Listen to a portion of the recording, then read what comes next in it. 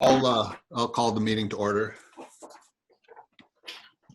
Okay, so I'll call to order the September 15th, 2020 meeting of the White Bear Lake Conservation District Board.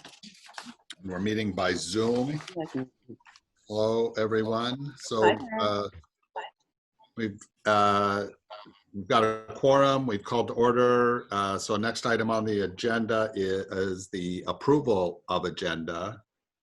And does anybody have any adjustments that they would like to make to the agenda?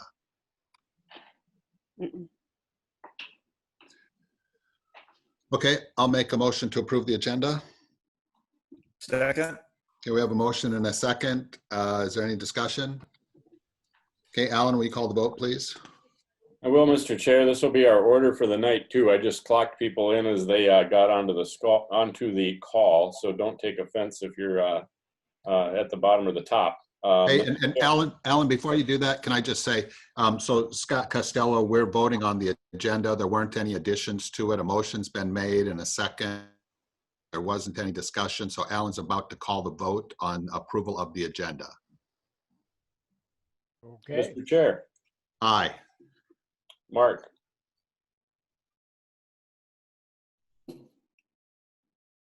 Okay. Diane. Aye. Mike. Aye. I apologize, aye. Okay. Scott O'Connor. Aye. Susie. Aye. And Mr. Costello. Aye. You have a board, you have a agenda, Mr. Chair. All right, thank you. So moving on to the next item on our agenda, the approval of the August meeting minutes. Excuse me, were there any adjustments to these minutes? Okay, I'll make a motion to approve the August meeting minutes. Second. We have a motion and a second. Any discussion? Alan, will you call the vote, please? I will, Mr. Chair. Aye. Diane. Aye. Mike. Aye. Scott O'Connor. Aye. Mark Gans. Aye. Susie. Aye. And Mr. Costello. Aye. You have minutes, Mr. Chair. Okay, sounds good. Thank you. So next item on the agenda is public comment time. We'll reserve 15 minutes for items not on tonight's agenda. I don't see anybody that looks like they want to take advantage of that. Alan, do you know of anybody that's waiting to do that? Mr. Chair, I see no one in a waiting room and there are no pending calls. I will let you know if someone knocks to get in at some point. Okay, sounds good. So we'll move on to the next item on the agenda. New business. This is listed as one item, U.S. Mail and White Bear Lake Conservation District violations. And so what this stems from is a letter that the board received that someone had put into some mailboxes, basically asking, looking for opportunities to rent dock space on someone's private dock. So it's not a good thing, obviously. Mark, you got anything to add to this?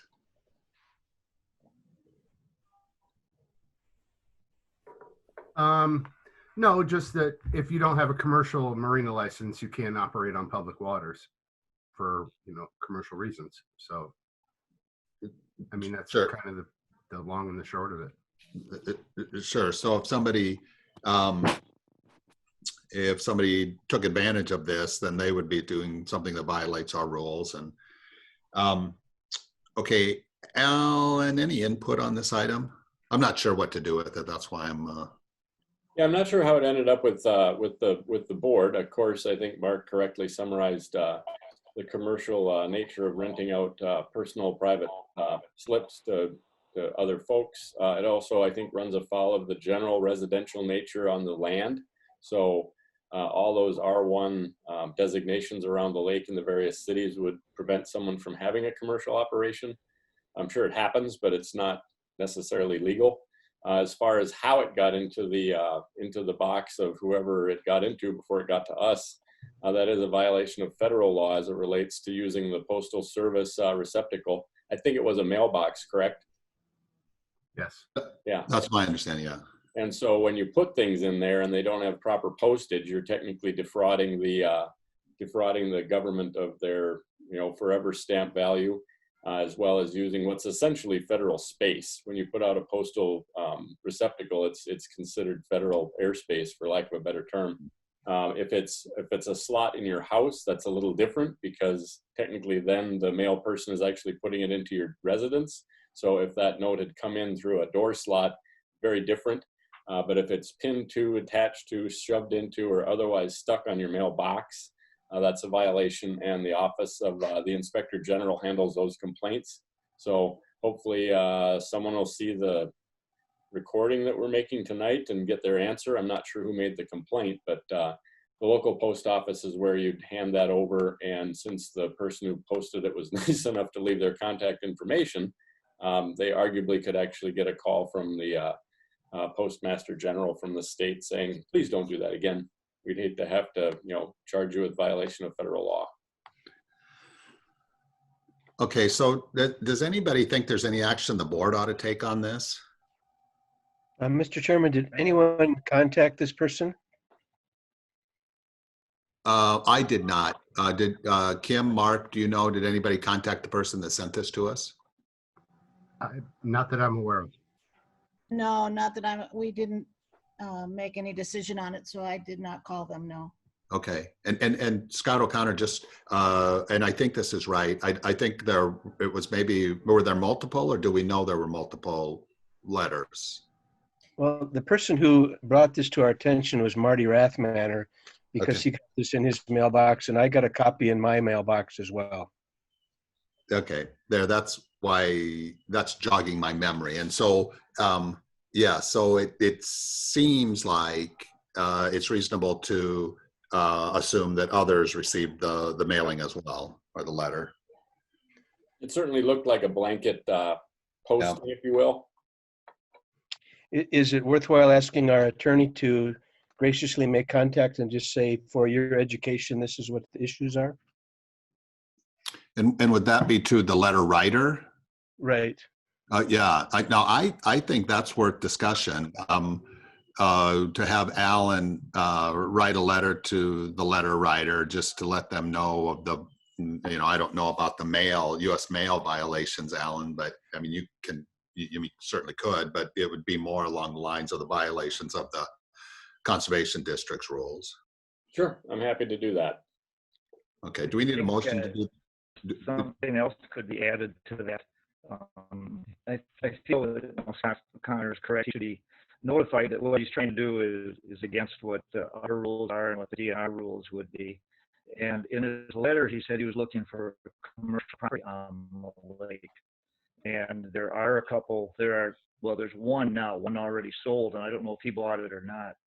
But there were two commercial properties right in the commercial bay that were for sale. One was law office and one was just an office space. And in his letter, he said he would be looking for a commercial space for a commercial building on the lake where he could put up a couple of docks. Mm-hmm.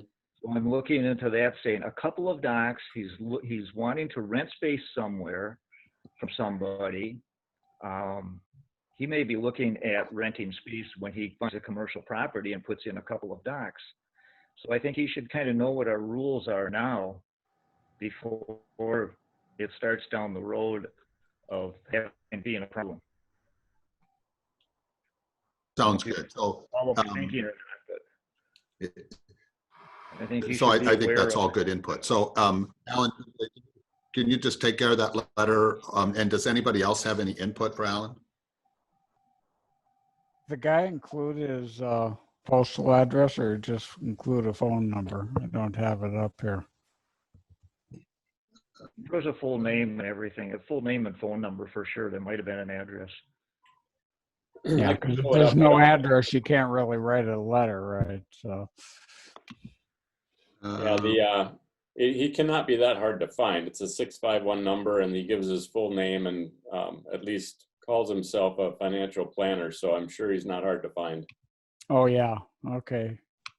Yeah, financial planners don't hide themselves.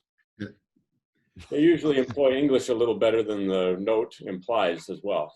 But I will write a letter to to Derek and inform him of what the discussion has been tonight, and politely remind him that it's also a violation of U.S. Postal Code. Okay, that sounds great. Any other discussion on this or moving on? Okay, moving on.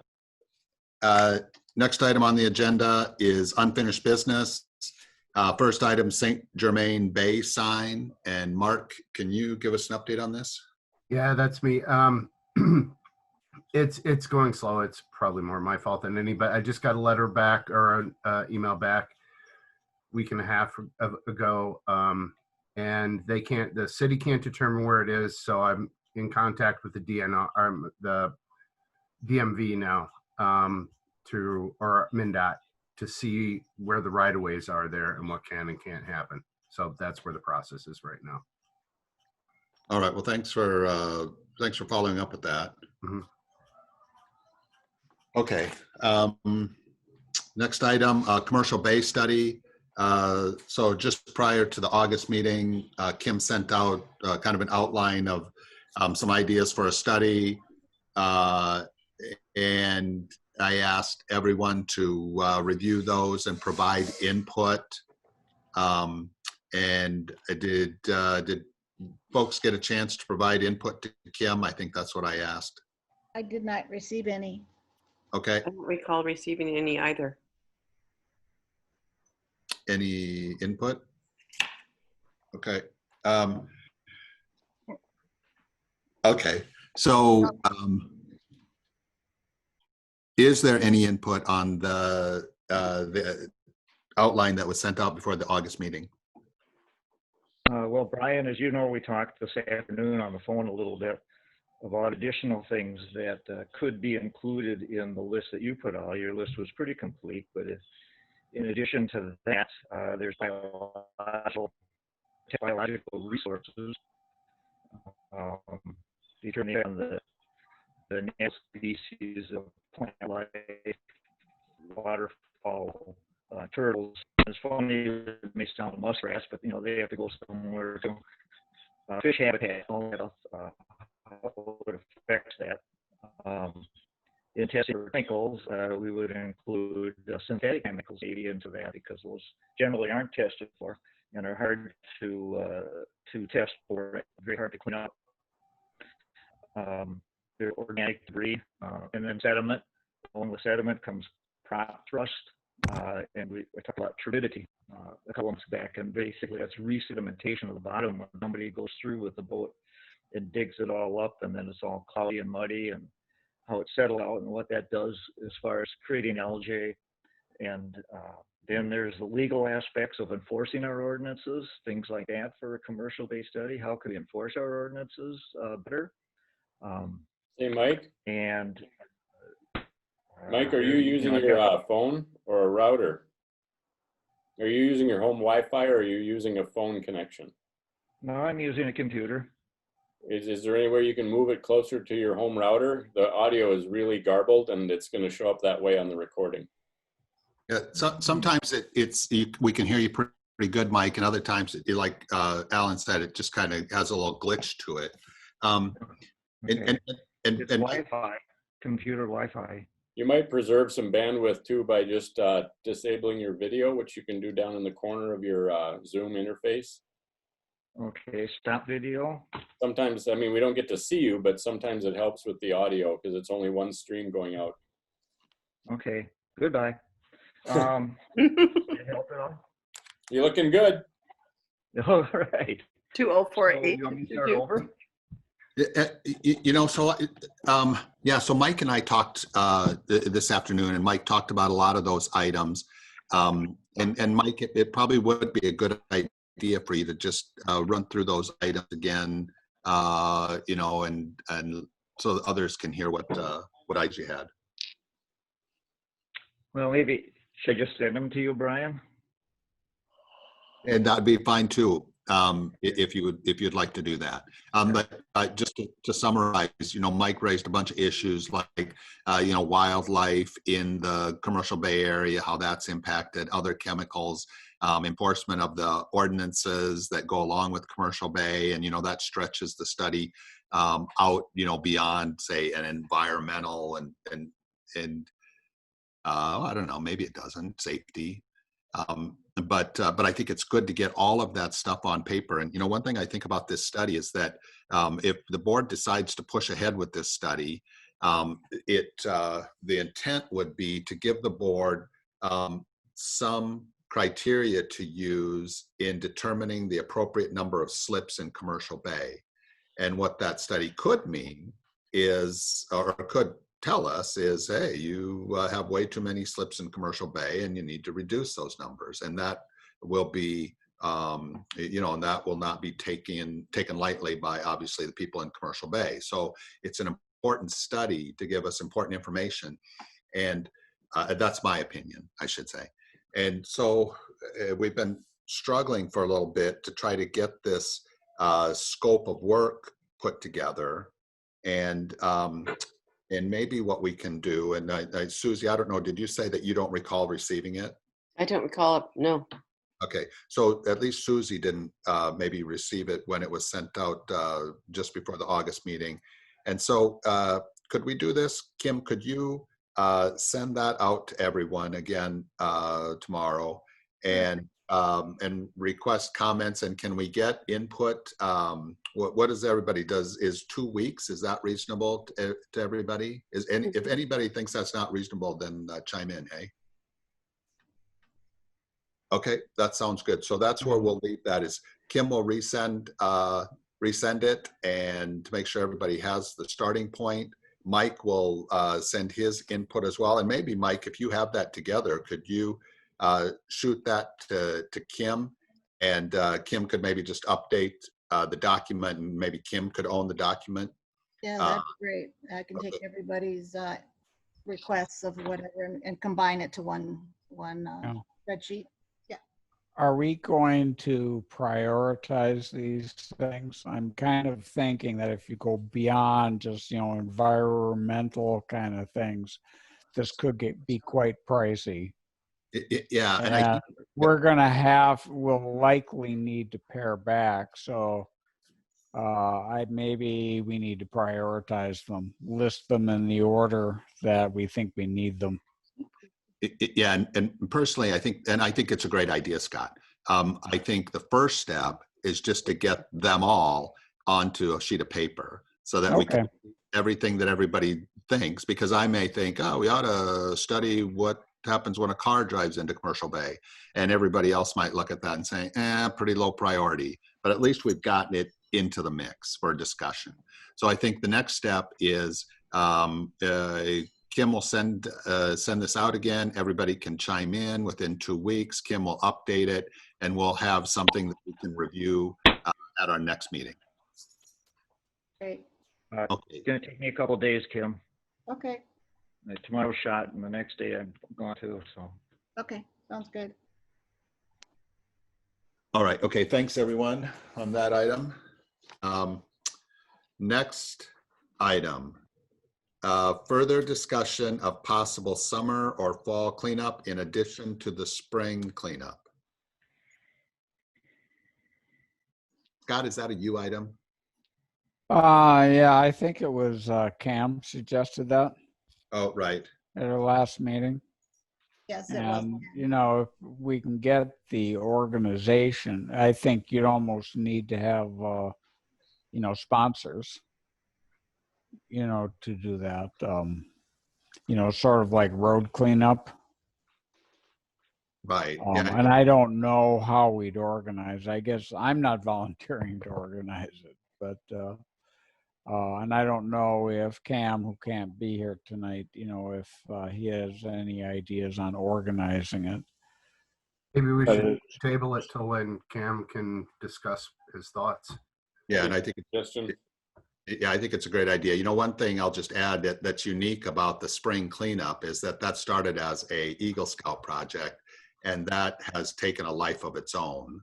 So it's in a different boat than starting a new program. So we'll table that and have that on a future agenda. Okay, we're moving on to reports, action items, executive committee. That's me. The executive committee did not meet, so there's no report. So on to the Lake Quality Committee, Mike. Lake quality, the lake level today is 924.49. 924.49. Last month it was in April when the lace went out, it was 925.08. So it was 3/4 of a foot higher. And I think you can see, everybody would notice that the lake has gone down somewhat, and that's typical in the fall, not unusual. A year ago,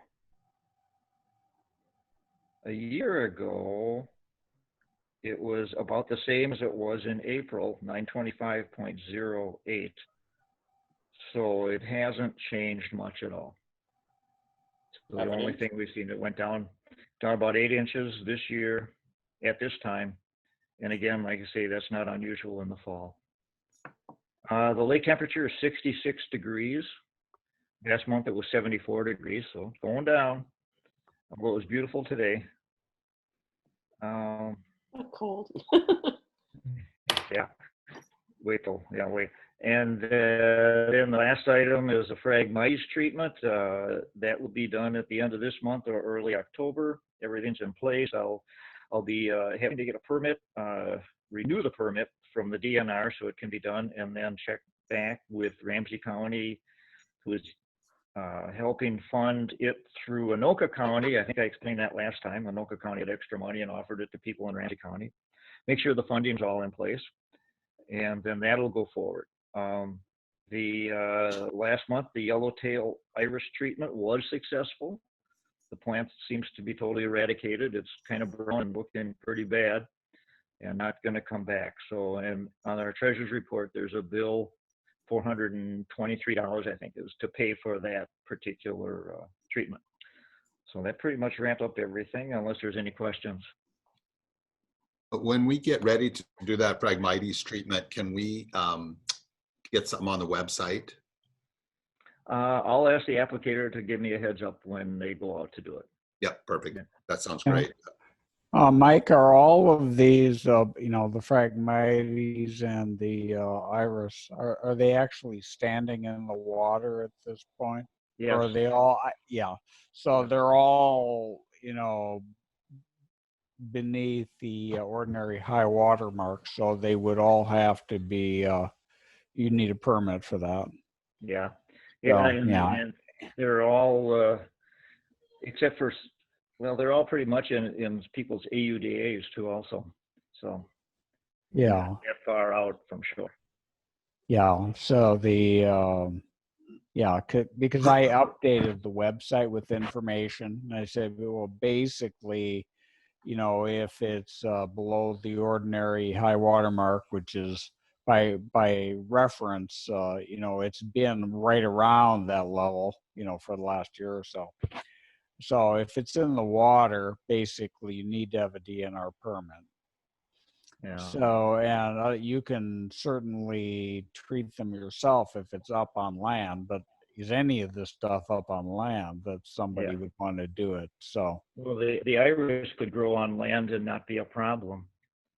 yeah. Phragmites will not be growing. Well, it could grow on land if the lake goes down a little bit too. But like the piece that you're working on for information, hopefully for next spring, and that we get the people recognize these things and then they can just treat it themselves. Yeah. Assuming it's on land. Yeah, either, it's on land, they can do it without a permit. Otherwise, you have to get a permit. So if it's in the water, even if it's in the water, if it's such a small little thing, and they just dig it up rather than use herbicides or something, I don't think you need a permit for that. Yeah, well, okay. I don't want to say. Let the DNR figure that one out. Yeah, okay. I for purposes of what we're documenting on our website, I'm not going to say don't bother with the permit. Yeah. So, Yeah. but basically, both of those things are controlled by the chemical that's in Roundup. If it's out in the water, you really should use an aquatic formulation of that. Yeah. You know, and I list some of those. You can see what I put on the website. Yeah. Okay. But it's really pretty much what you'd spray on anything else.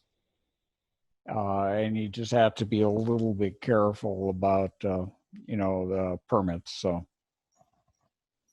Okay, any other questions for Mike? Okay, thank you, Mike.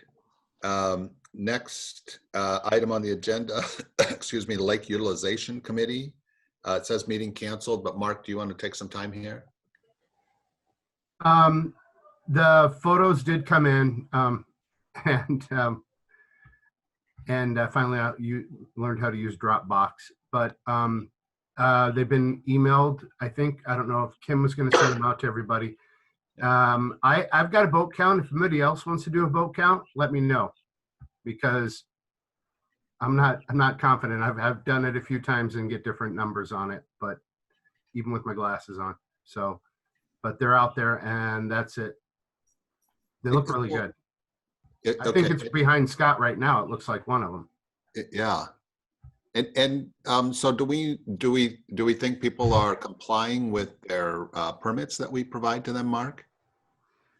It depends. You know, there's some slips missing or open, so I don't know how we want to go about doing that. And maybe we can talk later about that. We can talk now about that. Sure. You know, I get that. You know, I've looked at it several different ways. That, you know, should you only be allowed to have as many slips as you're allowed to have? And I think that's probably the way to go.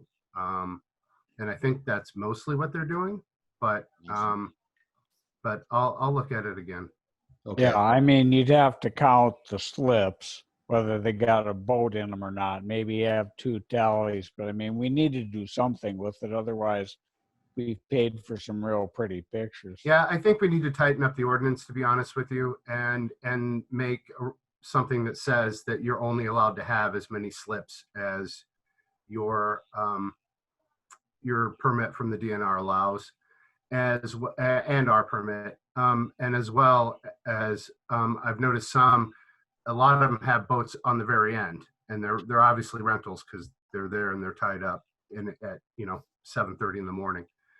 Yeah, I mean, you could count them and then just talk to the operators and see what they claim. And then one of the members of the LUC also said we should probably have something that says that the slips actually have to be numbered, so we can go out there and count, and that might help better as well.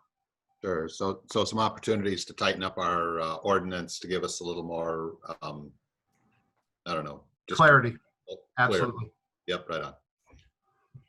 Okay. Any questions for Mark? Okay. On to the next item, the Lake Education Committee. Scott?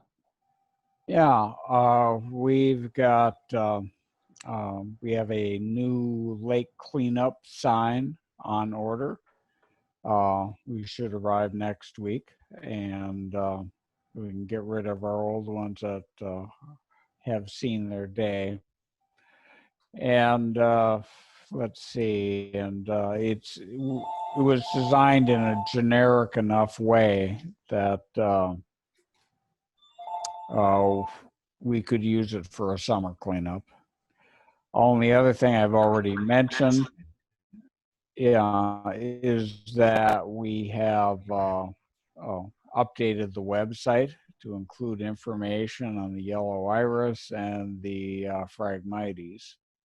So you can go out and check that. We can always change it if somebody sees something that's not quite right.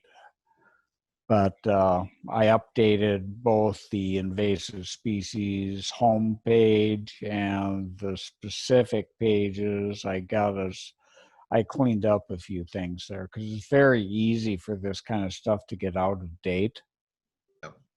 You know, there's a reference. Well, last summer we did this. Well, that was like 2017, right? So you need right. to be more specific. So anyway, that was cleaned up. Right now, we don't have any plans to further publicize that besides putting it on our website. Back in 2015, when we came out with our information on zebra mussels, we actually mailed it to all of the lakeshore owners, which involved going to both counties and getting mailing labels so we could put it on our brochures. At that time, well, there was a lot more information about dealing with zebra mussels. Like, what do you do when they stick to your dock? You have to be careful when you pull stuff out. This has to dry. You know, there's quite a bit of detail. There's not really a whole lot of detail on the shoreline invasives. Basically, this is what it looks like, and you can kill it with herbicides, notwithstanding the DNR controls. So, we could do that. It is a bit of work and some expense to get mailing labels to send anything out. We could also put an ad in the paper pointing to the information that's on our website. Then again, it's really not that complicated. Right. Well, we've been trying to figure out some way to better communicate with the homeowners around the lake. Kim was doing some looking into that at one time, I know. It would be good to come up with a way to more efficiently communicate items like this with the lake homeowners through email. Yeah, we'd have to have the email list, or, we could at least, I know we've got Twitter and we got Facebook, right? You just Oh, put sure. a link to the root page for invasives, which lists all the invasives and then links to their, special information. Well, that's good. Okay. So do we need to make any decisions on that, Scott, or it sounds good to link that. I guess I'm just telling you that I've done as much as I think's necessary. Got it. If Kim has, operates the Twitter and the Facebook pages, she could, put out a link to our website. Yep, sounds good. So That's Kim, as far as I would go. okay, and Kim, can you do that then? Yeah, I can definitely do that, because with the email, when I went around trying to do that, it was almost impossible to find anybody that had even a substantial amount of emails of the lake owners and things like that. So Yeah, I could put it on Nextdoor too. Be another way of doing it. I think if we put it out on Facebook and on our own website, and there's a couple other ones we can put them out. There's a Downtown White Bear website, things like that we could put little links on, I think, and we'd be fine. Okay. Okay, so thank you for taking care of that, Kim. Any questions for Scott? Okay, so moving on to the treasurer's report. Diane? Thank you, Mr. Chair. Treasurer's report for September 2020. You can see under income, the city of Birchwood paid their assessment. Under expenses, the city of White Bear Lake was reimbursed for swimmer's itch treatment. So that was another treatment that was done earlier in the summer. Other than that, I'll make a motion to approve checks 4657 through 4663. Second. We have a motion and a second to approve the checks. Any discussion? Alan, will you call the vote, please? Yes, Mr. Chair. Brian, Aye. Mark, Diane, Aye. Aye. Mike, Aye. Scott O'Connor. Aye.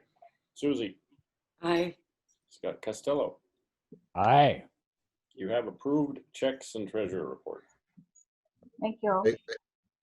Again, any questions for Diane? I have a question for Diane. I noticed on one of the balance sheets that under account 3036A, Eurasian Water Milfoil Buoys, that there was an expenditure of $250. I believe that was probably for putting in the shallow water buoys. It should be represented under account number 6060, Lake Management Miscellaneous. Can you give me those two numbers again, Mike? Okay. I just got to that sheet. Account 6036A, Eurasian Water Milfoil Buoys. It looks like there's $250 expenditure there. That should have been recorded under account 6060, Lake Okay, Management Miscellaneous. okay. We will get that, take a look at it and switch it up. Thank you. Anything else for Diane? All right. Thank you, Diane. Next item, board council report. Alan? Thank you, Mr. Chair. I usually reach out to at least the sheriff, if not the Conservation District DNR representative, which I did this last week. Relatively slow in terms of enforcement on the lake. So those of you who live on the lake can, I guess, talk amongst yourselves about what you saw, but it didn't precipitate a lot of violations. DNR and the Ramsey County Sheriff's deputies were out for the, if you guys heard about the meat boat in Mataska problem. Small accident over there. The person who got hurt in the accident essentially will be okay. The other driver of the boat wasn't cited. In fact, I don't think anyone's been cited yet for any sort of negligence. I don't think alcohol was involved, just boat getting out of control. I'll apologize in advance for, well, I guess for right now. Last month's meeting, I believe I was trying to either transfer the hosting over to Mark for some reason or something or another. Anyway, when that came back over, for whatever reason, the recording stopped. So for last month's meeting, obviously you have the minutes to reflect what you did, which is all what's required under state law. The recording, however, didn't get made, so it didn't get posted. So you will have at least one Zoom meeting this year that didn't make it onto the website. This one is recording adequately, so all good that way. And beyond that, I can report one George St. Germain sighting by me driving through Matamidi. So he's up at St. Andrews, and so saw him out probably harassing a resident, but we'll give him credit and say that he was having a nice conversation. So hi from George on the other side of the lake. And I would stand for any questions. Any questions for Alan? Okay, thank you, Alan. Thank you, sir. Next item on the agenda, announcements. Kim? The only thing I have is that I have sent out renewal reminder letters and forms to anyone that received a permit last year, both residential and commercial bay, so that hopefully before October 15th, they'll start pouring in. I also put it on the website, and then, and also as a backup to that, I also emailed all of them to remind them that these were due by the 15th to avoid late fees. So hopefully these will be taken care of in a timely manner. Thank you, Kim. Mhm. Okay, thank you, Kim. Any questions for Kim? All right, thank you again, Kim. So we're on to the last item on the agenda, adjournment. I'll make a motion to adjourn. Second. We have a motion and a second. Any discussion? Okay, Alan, will you call the vote, please? Yes, sir. Mr. Chair. Aye. Diane. Aye. Mike. Aye. Scott O'Connor. Aye. Mark. Aye. Susie. Aye. And finally, Scott Costello. Aye. All right, you have an adjourned meeting. I'll wait till everyone drops off to end the meeting. We're going to end the recording now, Mr. Chair. Okay, thank you all.